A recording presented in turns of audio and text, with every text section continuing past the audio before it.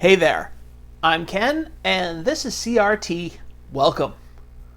So when I was growing up and I had my first video game system and I had my first computer, one of the greatest things was when you got a new game and you rushed home, unpackaged the game.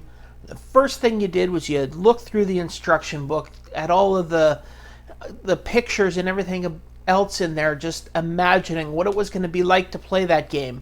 And then once you had anticipated it, you put it in, you played the game. It's a magic that just is lost nowadays. Nowadays, when you buy a new game for your computer or your gaming system, if it's even a physical copy of the game, usually it's just a download. Or the instructions are in there as just a card telling you what website to go to. And then you put the game in and you have to download all of the patches and wait for, an hour for everything to download so that you can even play the game. Back in the day when the early computers were out and everything, you just plugged the cartridge in, you played it. There was no patching, no downloads, no additional levels to buy. Well, anyways, after that little rant, I recently got myself a new release of an old cartridge for the Coco 2 computer. And because nobody has asked for it, I'm going to show everybody that's watching this me unpacking that cartridge in slow motion. So, let's get to it.